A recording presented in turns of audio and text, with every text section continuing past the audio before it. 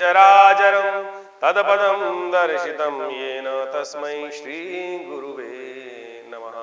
मंगलम भगवान विष्णु मंगलम गरुड़ध्वज मंगलम पुंडरीकाक्ष मंगलायतनो हरि।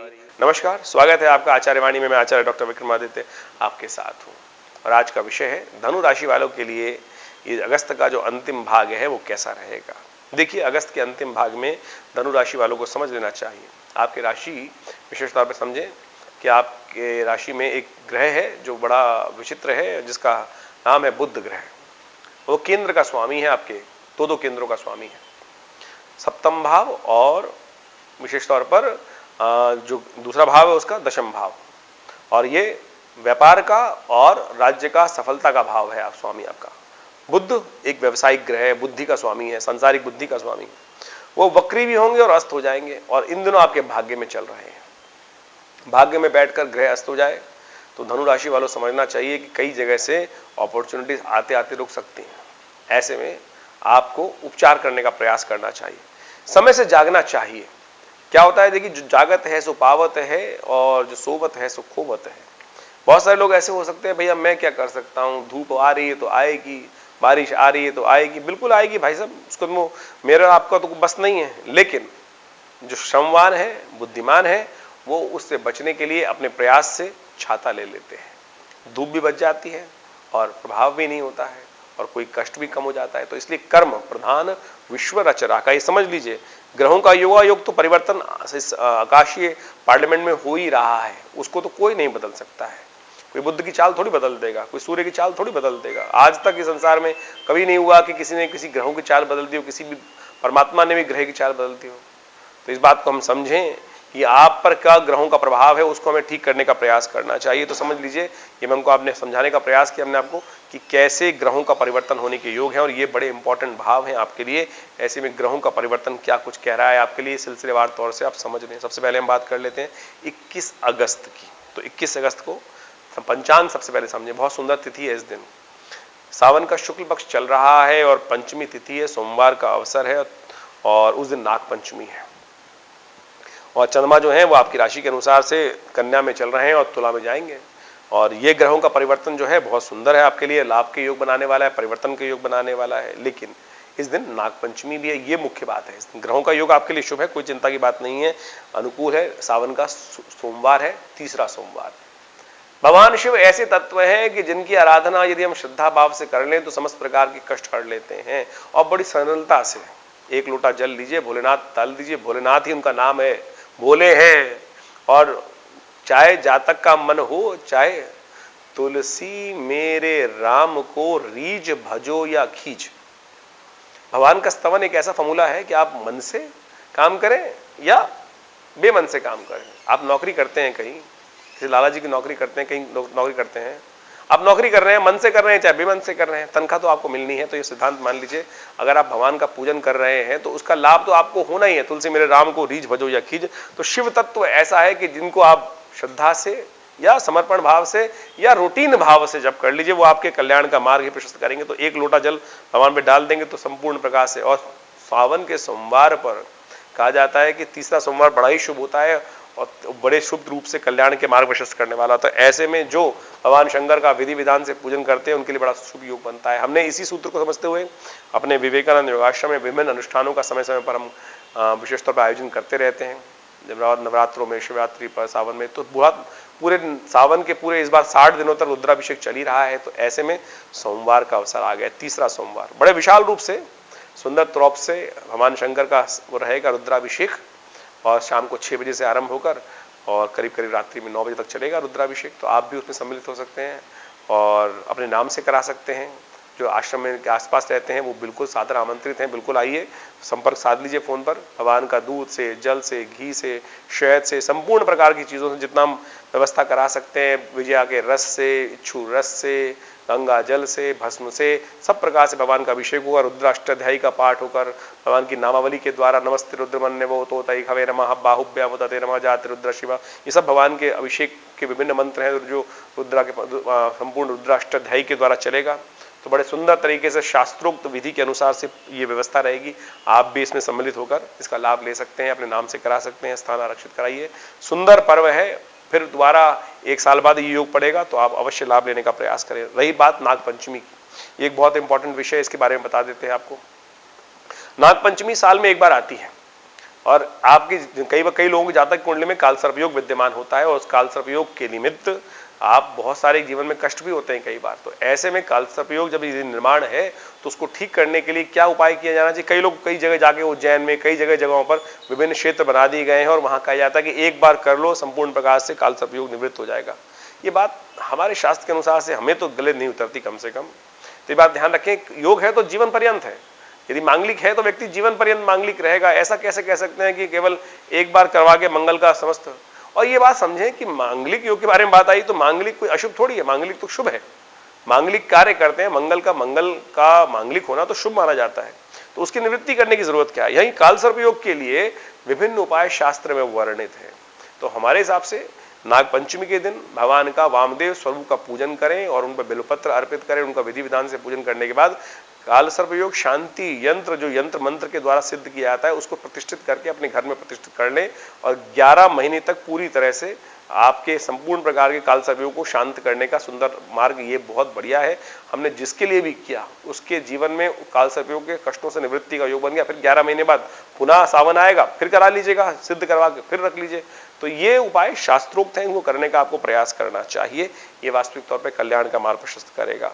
रही बात 22 तारीख की, बात कर लेते हैं। 22 तारीख को मंगलवार का अवसर है, षष्ठी तिथि विद्यमान है और उस दिन चंद्रमा बहुत सुंदर तिथि में है और कल की भगवान की जयंती है उस दिन। तो ये बड़ा सुंदर रहेगा। भगवान विष्णु की उपासना करना सबसे बढ़िया उपाय है। पंचामृत से तुलसी दल डालकर भगवान का विशेष तौर पर अभिषेक करें, तुलसी दल भगवान को अर्पित करें, पीले कनेर के पुष्प भगवान को अर्पित करें। समस्त प्रकार के कष्टों का निवारण होगा। ग्रह आपके अनुकूल बने हुए हैं, लाभ की स्थिति बनी रहेगी और आगे बढ़ने के अवसर आपको प्राप्त हो सकते हैं सुंदर तरीके से। केवल अपनी बुद्धि से राहु के प्रभाव को दूर करने का प्रयास करें। इन दिनों आपकी गुरु चांडाल योग चल रहा है जो वो कष्टकारी है। वैसे धन आगमन के रास्ते बने रहेंगे। तो राहु के निमित्त एक उपाय आपको बता देते हैं, आप अवश्य करिए। भगवान शंकर के मंदिर में जाकर तिल के द्वारा भगवान का अभिषेक और साथ साथ भगवान शंकर के मंदिर में जाकर मूली भगवान को अर्पित करें, कष्ट दूर करने का अवसर आपको मिलेगा। बात कर लेते हैं 23 तारीख की। तो बुधवार का अवसर है, उस दिन सप्तमी तिथि विद्यमान है, शीतला सप्तमी है उस दिन। शीतला सप्तमी यानी जो भगवती स्वच्छता की देवी हैं, उनके हाथ में झाड़ू है और साथ में नीम की पत्तियां उनको विशेष तौर पर बड़ी पसंद रहती हैं। तो कहा जाता है कि स्वास्थ्य की कामना के प्रति भगवती शीतला का पूजन करने का शास्त्र में नियम बनाया गया है। बुधवार के अवसर में ग्रहों की गणना दिखाती है कि ग्रह आपके अनुकूल रहेंगे और साथ साथ लाभ के संकेत आपको प्राप्त हो सकते हैं और ग्रह आगे बढ़ने की सूचना दे रहे हैं। लेकिन शनि महाराज इस वक्त मंगल के साथ षडाष्टक योग बना रहे हैं। शनि वक्री हैं और वो आपके पराक्रम भाव में बैठे हैं। वो आपको थोड़ा सा पराक्रम करने में, कर्म करने में थोड़ा आलस्य ला रहे हैं। तो इसलिए थोड़ा सा जागिए, आलस्य ना हो, काम पूरी तरह संलिप्त होकर करने का प्रयास कीजिए। पॉजिटिव चेंजेस लाने के रास्ते आपको बन सकते हैं, साफ साफ दिखाई दे रहा है। ग्रहों के कष्टों को दूर करने के लिए एक उपाय हम बता देते हैं। माँ भगवती के मंदिर में जाकर, दुर्गा जी का मंदिर जहाँ भी हो वहाँ झाड़ू का समर्पण करें, दान करें। वहाँ स्वच्छता अपने हाथ से करने का प्रयास करें। झाड़ू खुद अपने हाथ से लगाएं, झाड़ू का दान करें। देखिए कष्ट दूर होने के अवसर बनेंगे। बात कर लेते हैं 24 तारीख की, बृहस्पतिवार का अवसर है और अष्टमी तिथि है, दुर्गा अष्टमी जिसको कहा जाता है। इस दिन बुध ग्रह वक्री हो रहे हैं। ये बड़ा इंपॉर्टेंट चेंज है। सिंह में बुध चलते हुए आपके भाग्य में चलते हुए बुध वक्री हो रहे हैं। तो भाग्य की चाल थोड़ी सी पलट सकती है। ऐसे में ध्यान रखना पड़ेगा आपको, जो आप कर्म कर रहे हैं, कहीं आप जो भी कर्म कर रहे हैं चीजें अगेंस्ट ना हो जाएं आपके, तो इसका उपाय करने का प्रयास करें। दुर्गा अष्टमी है और दूर्वा अष्टमी भी है इस दिन। एक उपाय हम आपको बता रहे हैं, उसको करने का प्रयास कीजिएगा। ये दुर्गा अष्टमी जो है भगवती दुर्गा के निमित्त प्रशस्त की जाती है। कहा जाता है भगवती दुर्गा पे घास नहीं चढ़ती है, लेकिन इस दिन 108 दुर्वा अंकुर भगवती पे अर्पित करने का प्रयास कीजिए। बुध आपके अनुकूल होंगे, कष्ट दूर करने का अवसर बनेगा। भद्रा रहेगी दोपहर को 3:27 तक। तो सुबह सूर्योदय से लेकर दोपहर के 3:28 तक एक बात ध्यान रखें, कोई नया कार्य, नया प्रोजेक्ट, नए चीजों कॉन्सेप्ट में हाथ ना डालें, अन्यथा कष्ट होने के योग बन सकते हैं। वहीं 25 तारीख की यदि हम बात करें तो उसमें शुक्रवार का अवसर है, नवमी तिथि विद्यमान है और ग्रहों की गणना आपके लिए थोड़ा सा कष्टमय है। इस बात का ध्यान रखें। खर्चे होने के, जुर्माने होने के योग बनते दिखाई दे रहे हैं। जो भी कार्य करें बड़ी शांति के साथ करने का प्रयास करें। धन को विशेष तौर पर ध्यान रखते हुए कार्य करें। बेकार के कामों में कहीं बेकार आपके धन खर्च ना हो जाए। जो भी चीज करें रूल्स फॉलो करते हुए करें, इस बात का ध्यान रखते हुए कार्य करना चाहिए। गंडमूल नक्षत्र विद्यमान रहेगा 2 दिन के लिए 25 और 26, और नक्षत्र जो रहेंगे वो रहेंगे अनुराधा और ज्येष्ठा। ये दोनों मूल शांति के लिए निमित्त बहुत जरूरी हैं, इस बात का ध्यान रखते हुए कार्य करें। यदि कोई जातक नया जन्म ले रहा है तो इन दिनों विशेष तौर पर ध्यान रखें, उनके लिए मूल शांति अवश्य करा लीजिएगा, अन्यथा जातक भारी रहेगा। बात कर लेते हैं 26 तारीख की। 26 अगस्त को ग्रहों गणना दिखाती शनिवार का अवसर, दशमी तिथि और चंद्रमा का परिवर्तन धनु राशि में हो रहा है, ये आपके बहुत अनुकूल रहेगा। आपके ग्रह गणना को देखते हुए धनागमन की सुंदर सूचना प्राप्त हो सकती है। आप बहुत सारी चीजें जो डिसऑर्गेनाइज थी उनको ऑर्गेनाइज करने के रास्ते बन सकते हैं। मन आपका बिल्कुल कंट्रोल में रहेगा और हाँ, जहां भी काम करेंगे उसमें अच्छे से पॉजिटिव चेंज। लिंक जहां भी काम करेंगे, हमने बोला शनि महाराज वक्री हैं, पराक्रम में बैठे हैं, वो काम करने कम दे रहे हैं, तो इसलिए थोड़ा सा एडवाइस लेकर सही व्यक्ति से जान पहचान बढ़ाकर, ध्यान बढ़ाकर काम करने में तुरंत निवृत्त होइए और कार्य को पूर्ण करने का प्रयास करें, तो समय आपको लाभ भी देगा, धन आगमन की सूचना भी देगा। ऐसे में ध्यान रखते हुए कार्य करना चाहिए आपको। शनिवार का अवसर है। शनि महाराज को ठीक करने के लिए क्या करें, क्योंकि शनि आपके वक्री चल रहे हैं इस वक्त, दूध में थोड़ा तिल डालकर या जल में थोड़ा तिल डालकर भगवान शंकर का अभिषेक करिए। ओम नमः शिवाय का जप करते हुए, बड़ा सुंदर उपाय है, लाभ देगा, शनि के कष्टों को दूर करेगा।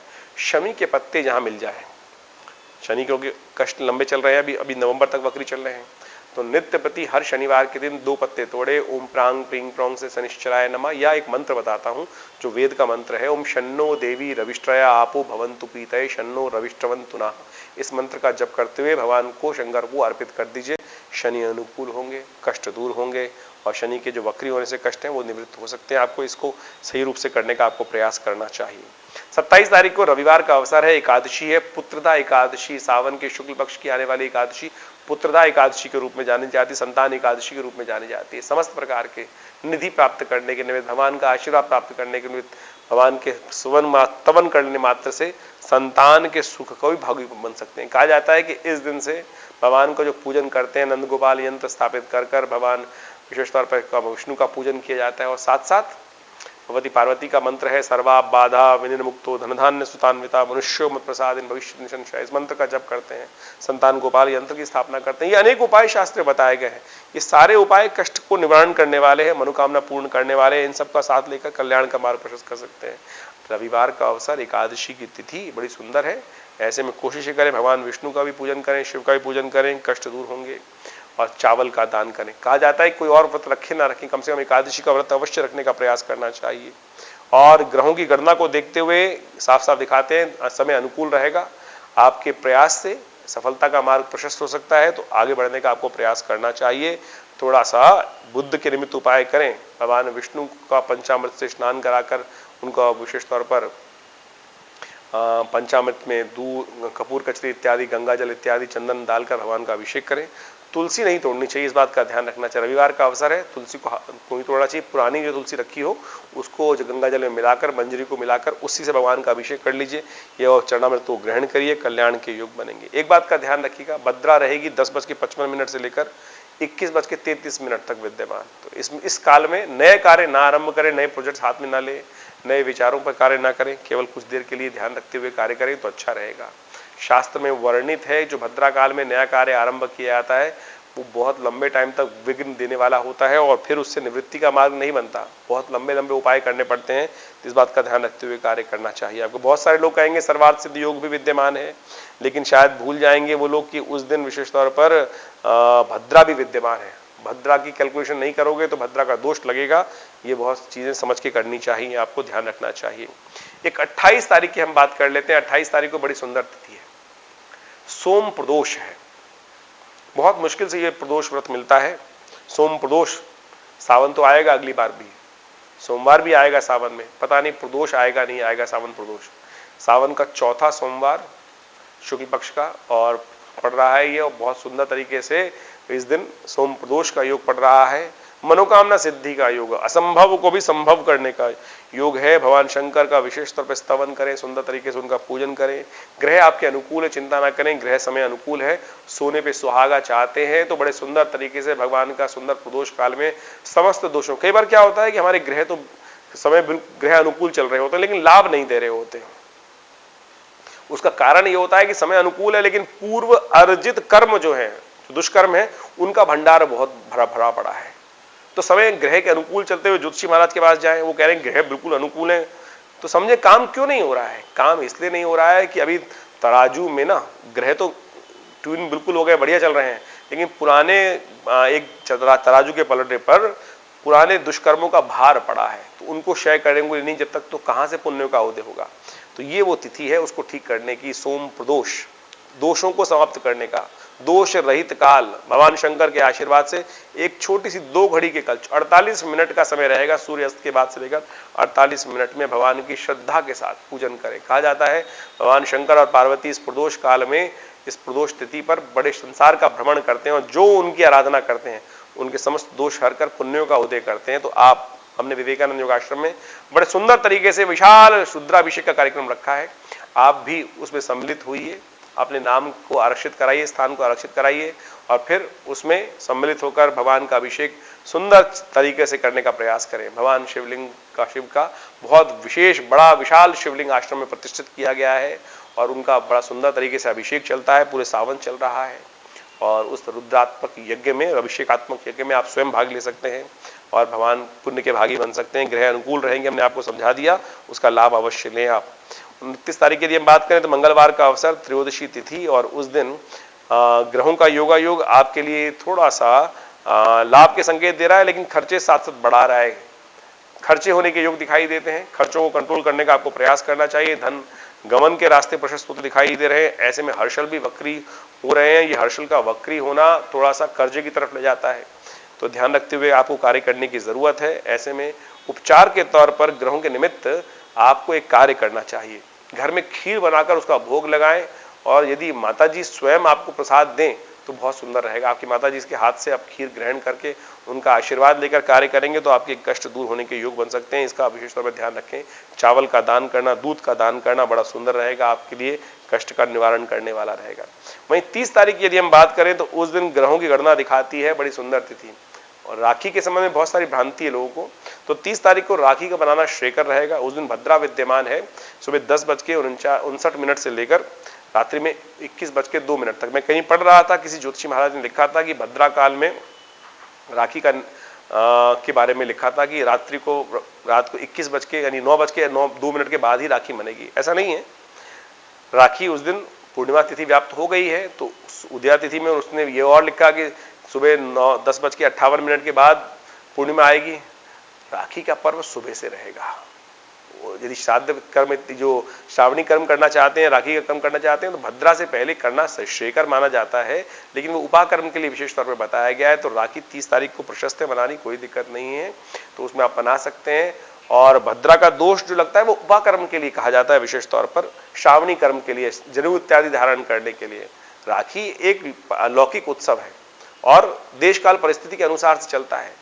अगर किसी को किसी की आवश्यकता है, भगवती स्वयं गई बाली के पास, और जब भगवान को उन्होंने अपने द्वारपाल के रूप में रखा हुआ था भगवान विष्णु को महाराज बलि ने, तो महाराज बलि ने जब कहा विशेष तौर पर कि भगवती स्वयं पहुंचती है राजा बलि के पास और उनको राखी बांधती हैं, और उपहार के स्वरूप में वो जब देने का प्रयास करते हैं वचन देने के लिए, तो कहती हैं कि भगवान विष्णु को छोड़ दो, तो भगवान विष्णु को छोड़ा लाई थी। तो उसमें कोई भद्रा का इंतजार नहीं किया था, भद्रा कार्य को आरंभ करने के लिए कही जाती है। तो इस बात का ध्यान रखें। राखी इत्यादि का पर्व जो है वो लौकिक पर्व है, तो उनको आप श्रद्धा के साथ मना सकते हैं। 30 तारीख को मनाना श्रेयकर रहेगा, लेकिन उपाकर्म के लिए, जनेऊ चेंज करने के लिए भद्रा का दोष देखना, भद्रा का काल देखना बड़ा जरूरी माना जाता है। तो भद्रा का ध्यान रखते हुए सुबह 10:59 से पहले ही भद्रा जो श्रावणी कर्म है वो करने का प्रयास करना। जी सत्यनारायण व्रत भी उस दिन रहेगा। ओम नमो नारायणाय का जप करें, भगवान विष्णु का स्तवन करें।